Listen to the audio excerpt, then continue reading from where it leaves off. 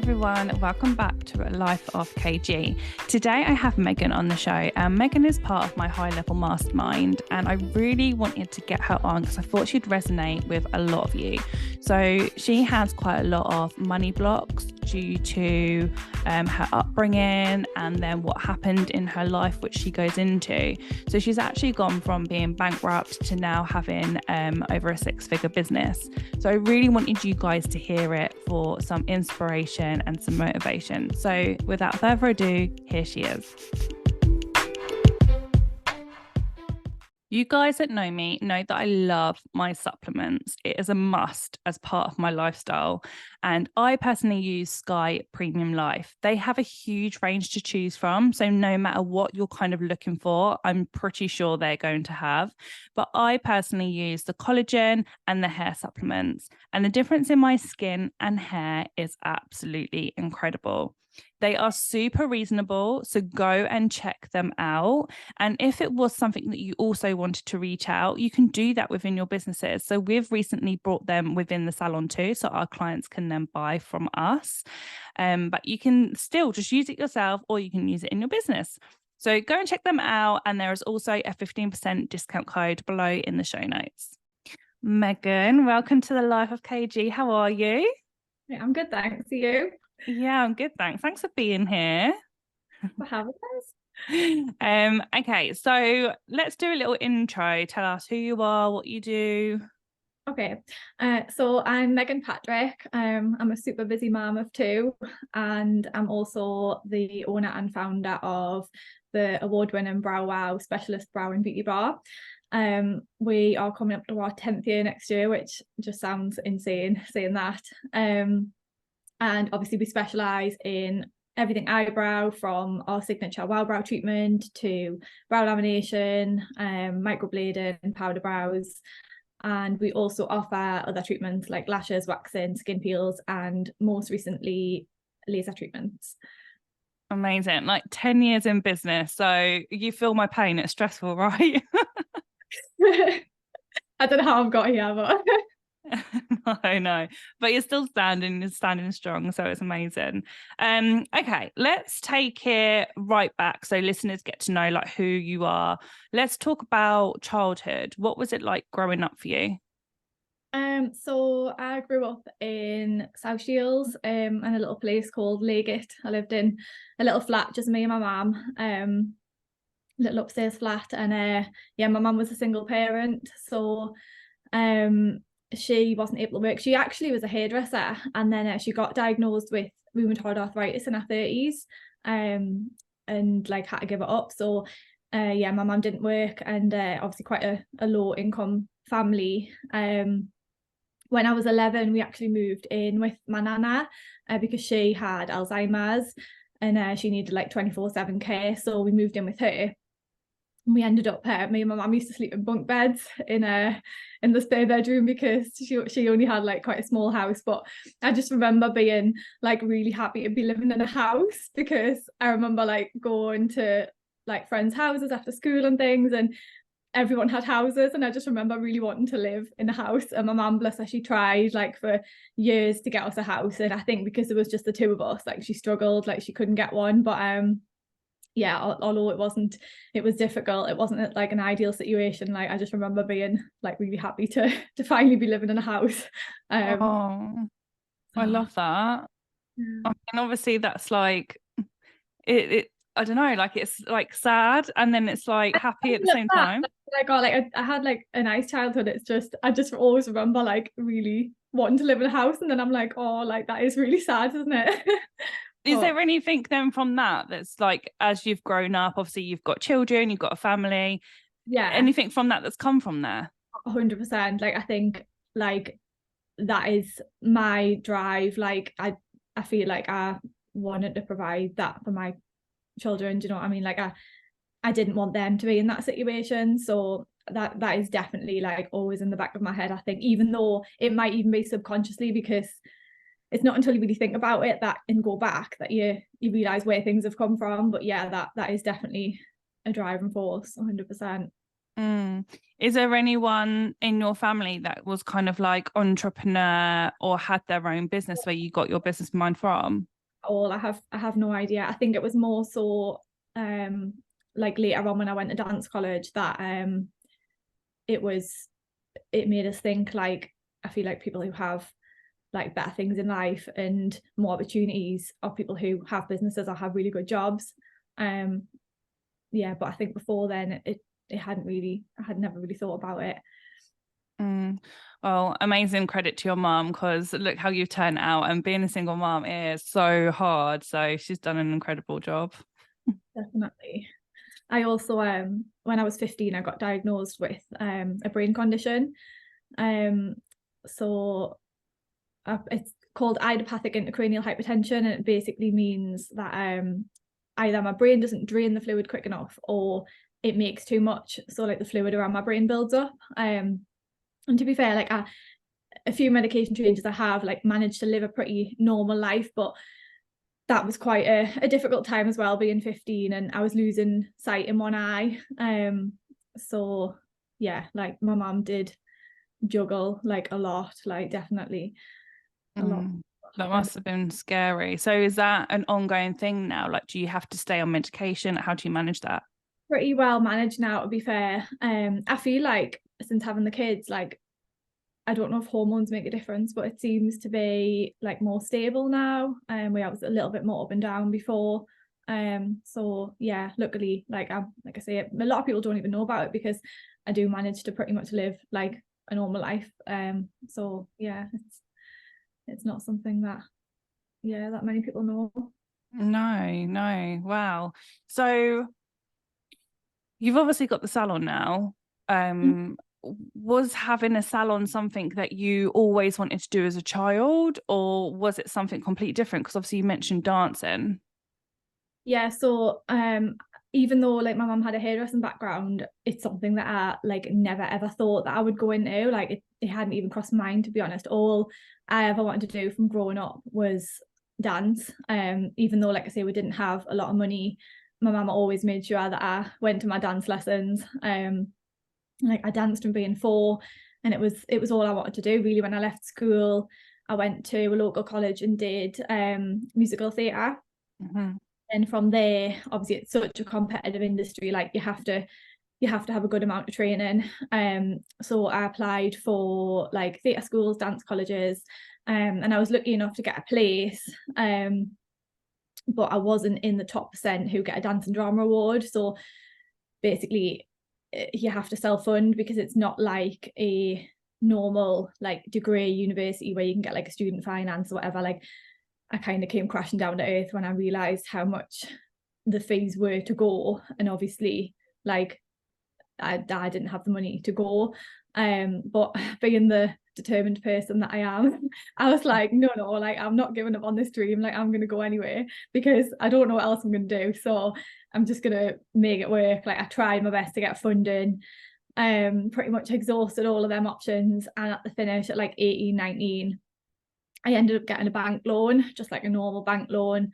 And off I went to college, theatre college, and yeah, I managed to get through my first year just working and obviously using my loan. And then it got to second year and I was like, I've almost run out of money at this point. And I mean, we lived in like the cheapest accommodation we could find. We had like we had a bench with a blanket over it for a sofa. Like it was literally like the most basic you can get. I remember going shopping like for my weekly food shop and getting like 2 bags of smart price pasta and a packet of custard creams, like with me and my housemate, because we both had like no money at all.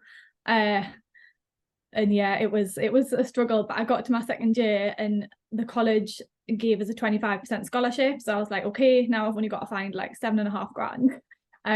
So I just tried to work as much as I could really.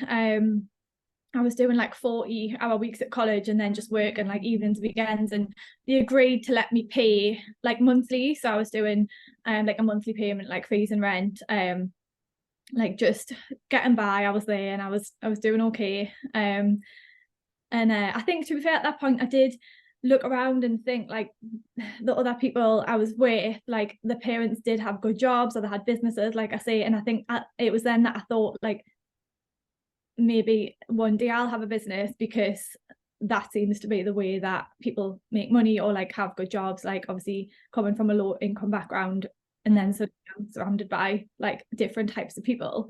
Yeah.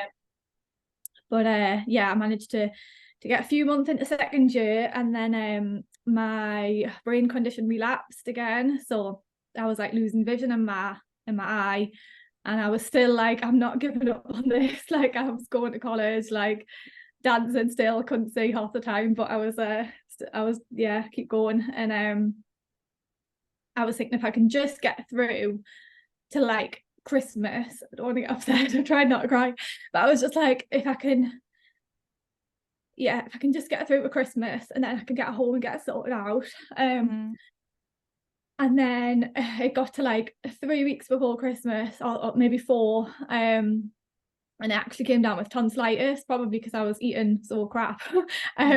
Yeah, came down with tonsillitis, and that ended up turning into something called quinsy, which meant like I had an abscess in my throat that was blocking my airway. So at that point, obviously, I did have to give in and go to hospital. And I ended up being in hospital for a couple of weeks, like had a lumbar puncture, got the fluid under control, got my abscess sorted out. And then I went back to college, and I think there was about a week to Christmas, and I was in panic mode because I was already like behind on my payments. Like I was literally getting that money weekly and it was going out at the end of the month. So I already knew that I was going to be behind. And then the day I went back to work, the place I work lost the license, and I was like, oh my God, like I lost my job. So at that point, I think I was just like, I didn't have a choice. Like I just had to go home. And like obviously I'd only done a year and a bit of my degree, which was, and obviously spent all that money, like all that like money that I owed. How much was that in total? I think by that I ended up eventually about, I think it was about 12-13 grand in debt. Even when I went home, it was still building. Like obviously I'd signed contracts to pay those payments, and I didn't have a job. I literally had nothing. I moved back home, back living with my mum. Yeah, obviously I just had absolutely nothing at all apart from this debt. And then I was thinking like I just need to get a job, get myself sorted out. I did do a couple of dance jobs actually. I did like a few pantos, and I toured with a magician, like as a magician's assistant, which I love, but the pay was rubbish. And it was like, obviously I had all this like hanging behind us, and I felt like I didn't have the confidence to go to like the big auditions, like, you know, what I wanted to do, like the West End shows, because I hadn't finished my training and I was going to be up against people who'd finished their degree and done their 3 years. So I just felt like I just couldn't do that. So I started looking for jobs, and I just couldn't even get an interview. Like it was just so difficult. I just was applying for everything. I mean, you name it, I applied for door-to-door sales, like just anything. I just needed a job so badly. And then like I say, I wasn't even getting interviews, I think because of like the experience and what I was only qualified in since school in dance. So yeah, it was just really difficult to get anything. I did work part-time, like delivering pizzas for Domino's, but like the hours just weren't enough. I kept getting sent home and they weren't busy, and it got to the point where I thought I just need to like retrain and just find a different career path. Like I just need to get another qualification, something that's not like dancing, and yeah, just do something else. So I went to the local college, and I basically just went in and I was like, I don't know what I'm going to do, but I've got a bit of experience in, we've done like some stage makeup and some sports massage as part of like my dance training. And I'd also done like a little bit of fitness and nutrition. So I was kind of like, I could go like beauty or I could go like more into fitness. Like I've got a little bit of experience in those things. And the lady was like, actually, like the beauty course is starting tomorrow. So if you want to like jump on that, you can come in, you can start tomorrow. And I was like, okay, yeah, that sounds good. So obviously I enrolled on that, started my level 2 beauty, and then I got a part-time job in a salon while I was doing that. And then I ended up getting a job for Benefit Cosmetics on the Brow Bar, which I absolutely loved. And I think at that point, like this new passion was just born for doing brows. Like I just absolutely loved the transformation that you could make in such a small amount of time, in such a short treatment, like the difference you could make to someone's face and like how they felt. Like I just loved doing that. And I think it was at that point I was like, this is something that I can build on, because like I found a new passion. And I think it was around this point I'd pretty much been declared bankrupt. It was like the one before you go bankrupt. And I found the Princess Trust.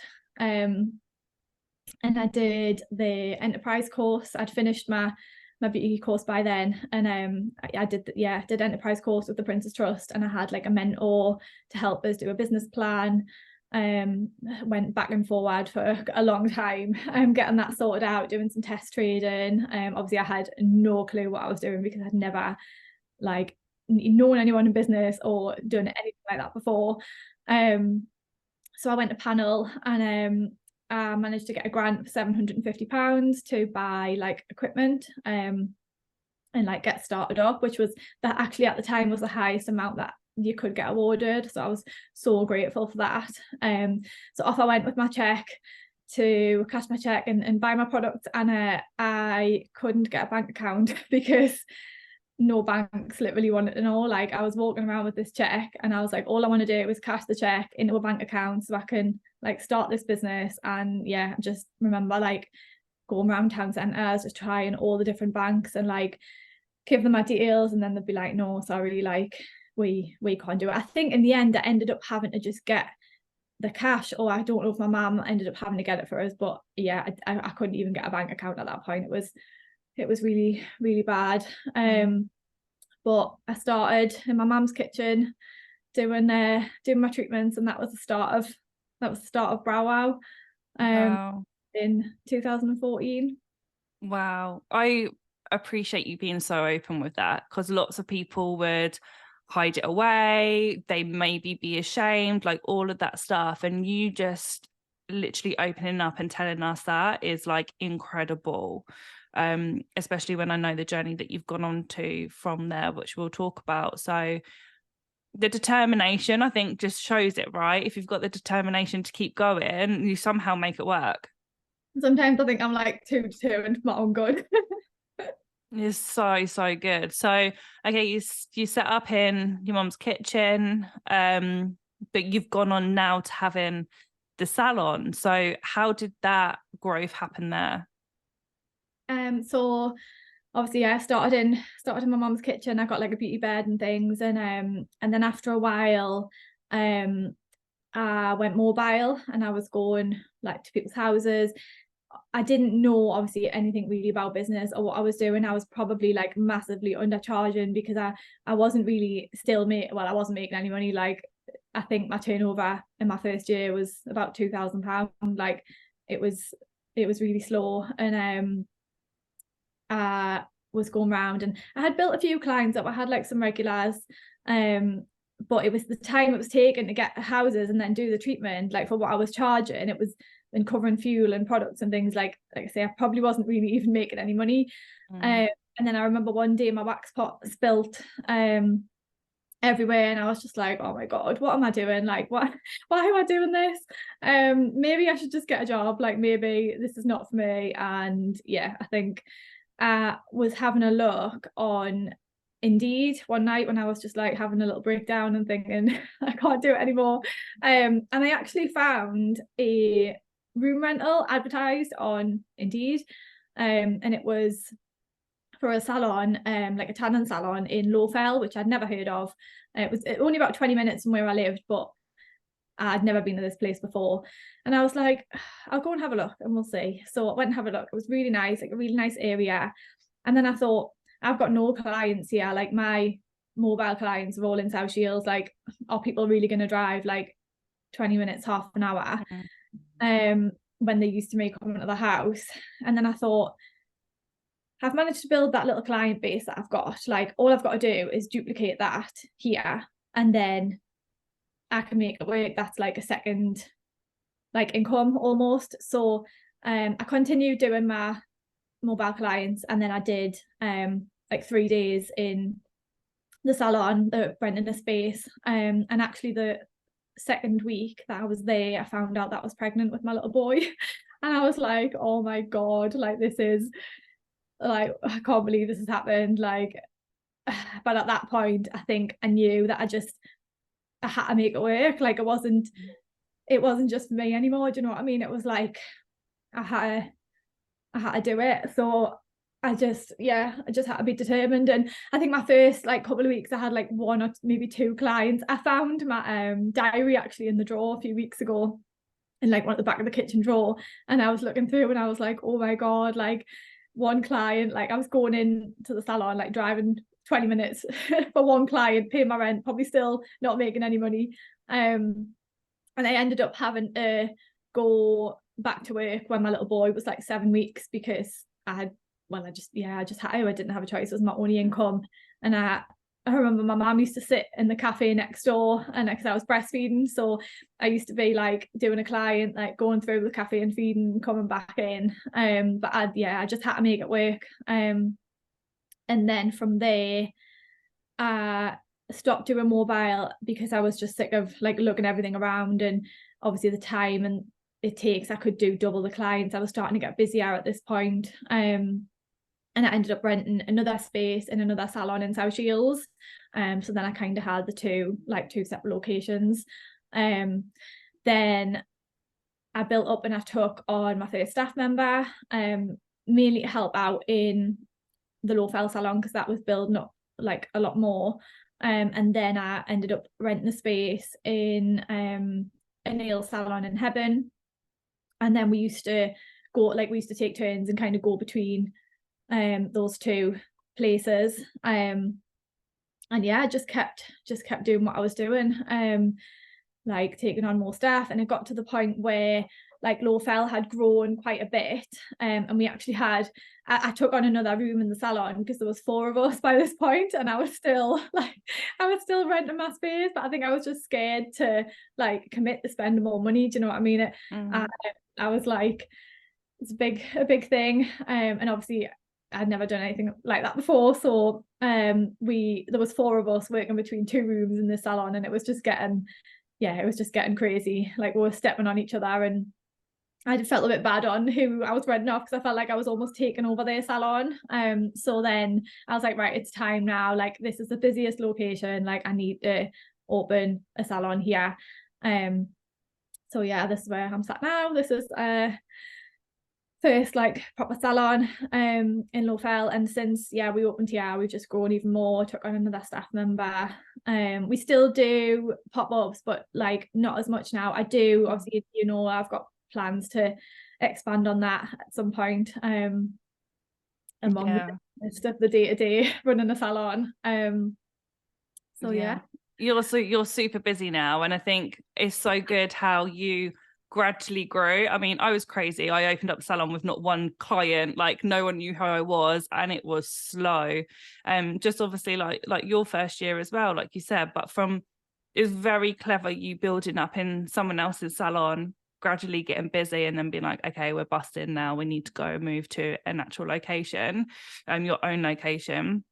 So a really, really smart move. And obviously I've been to your salon. We had a VIP day not so long ago, and like you've got the most beautiful salon and wonderful staff. You went from obviously being in that debt and bankrupt. You've now grown your salon like obviously huge. What would you say your money mindset is now? This is a tough one, because I'm like, there's definitely some money blocks there from like the past and being in debt. I think, although obviously the business is really successful, sometimes like split it, like thinking more the business is separate to me. Like sometimes in my head I think I'm still that girl that doesn't have a job and has no money. Do you know what I mean? It's like, I think that's still quite deep rooted in there, which I am working on. I remember when you came in the summer and we had that chat, and I was like saying that I paid my staff like a higher wage than myself, and you were like, what are you doing? And I was like, I don't know, I'm just scared.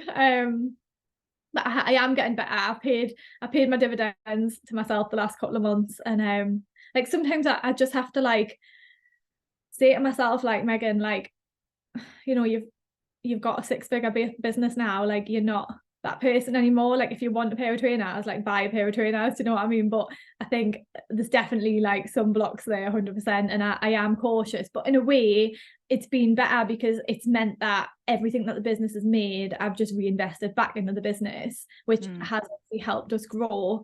And like I don't have to worry about paying the girls and like the money being in there. So I think I like to be in that position where I'm not panicking about what's coming in. I think I just always think like I never want to be back in that situation.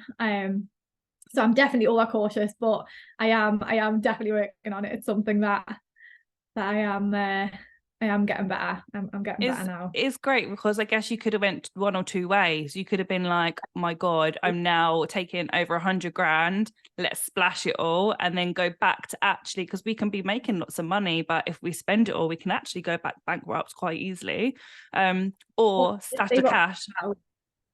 Yeah, I know, like obviously like the business does well and takes a lot of money, but then there's also a lot of outgoings, like the rent in the location are is quite expensive, and I just think I always need to know that I've got that to pay. So, and then I think like it was also an element of guilt there, because I sometimes think like, oh, what if my kids need that money, or what if like, you know, like I lost a staff member and then things like roll downhill. And I think I like a safety net to know that I'm not going to go back to where I was, I think. But you know, the business like is successful. I think it's just me. I tend to separate myself and think that's not my money, that's the business. Like that money belongs to the business.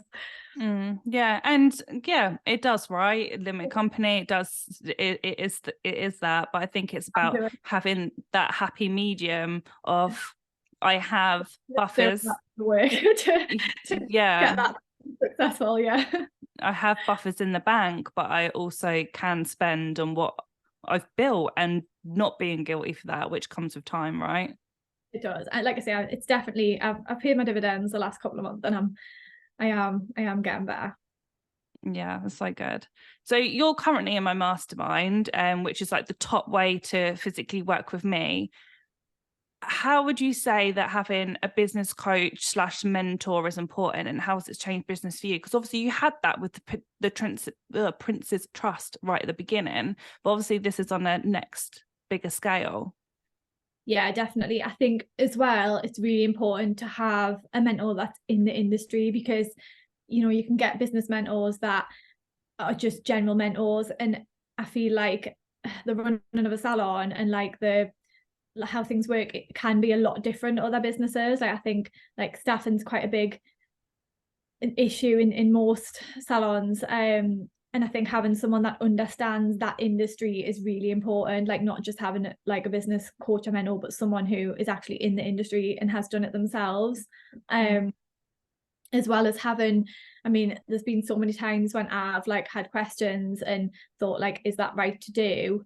And then it's like there's no one to go to, because like who do you ask these things, like when you're the boss, like it can be lonely. And I think it's great to have someone there that you can just run things by. Like sometimes you want to do something, but you just want to know there's someone like behind you that's backing you and like can give you advice if things go wrong. And I think as well, when you need like a service, you need to introduce something into the business, so many people just want to sell to you. Like I think you don't know who to trust almost, like, whereas when you have a mentor that's in the industry that you can go to, you can get recommendations, and you know, you're probably saving yourself money as well in the long run, because you're not just jumping on things and it's it's good to have someone there and fight in your corner and just to support you, really, because like I say, when you're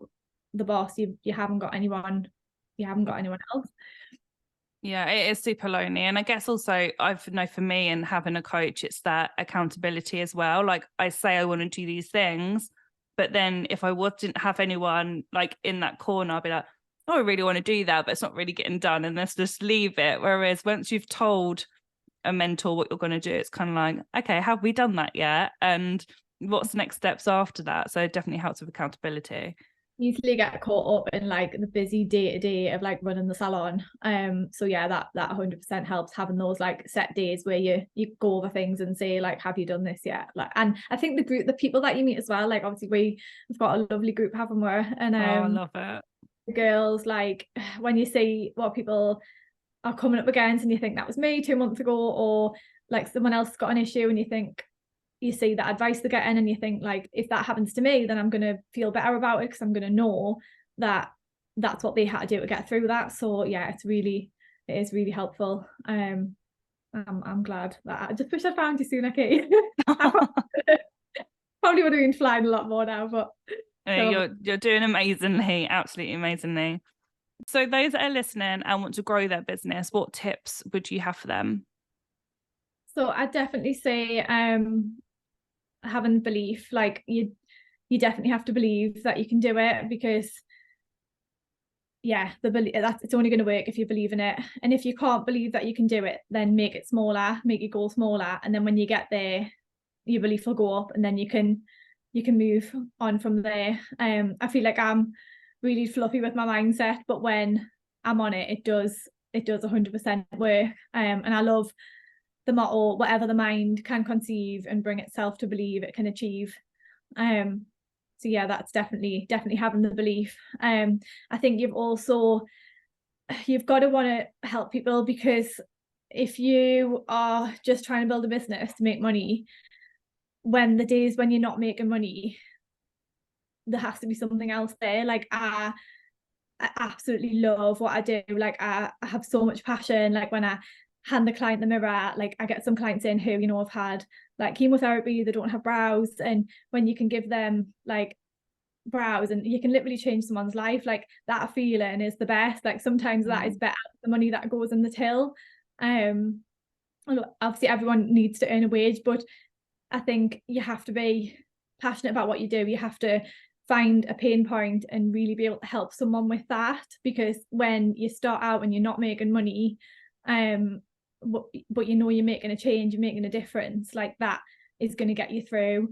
Like it can't just be about the money that you're making. Like you have to genuinely want to help people and have a passion for it. And I think finally, like just to keep going, really, like I often say to people, like running a business is a little bit like being on a treadmill that you can't get off, and sometimes you really, really want to get off, but you know that you can't stop, because if you do, you're going to end up like crumbled up in a heap.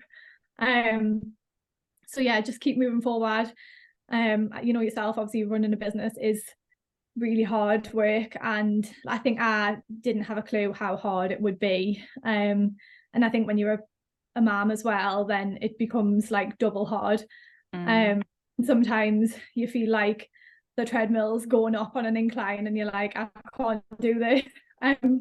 But then you just have to keep moving forward. Like even if you're crawling along that treadmill, as long as you're still moving forward and just not stopping, then you're fine. So yeah, just keep moving forward. Like even if, and I've definitely been crawling on that treadmill a few times. But yeah, you just have to keep it moving forward, and have the belief, and you'll get there. I love that analogy. It's so true. I'm constantly on that treadmill. Where can people connect with you? So I am on Facebook, Instagram at BrowWow Bar. We also have a website, which is browwowbar.co.uk. Any of those ways. Amazing. So if you're listening, please go and check that out. Give Megan a follow. If you've loved this episode, if it's inspired you, then please make sure that you tag both of us, give it a share on social so we can reach as many people as possible, because I know your story is going to resonate with so many people. So thank you so much for sharing. I'm next seeing you in Marrakesh, which is exciting. Oh yeah, I can't wait. I know, me neither. With as part of the mastermind, we get a retreat, and so we're going to Marrakesh, and it's going to be amazing in January. So I'll look forward to seeing you next then. But thank you very much for being really open and honest, and obviously I can't wait to see what the rest of this year is going to bring you.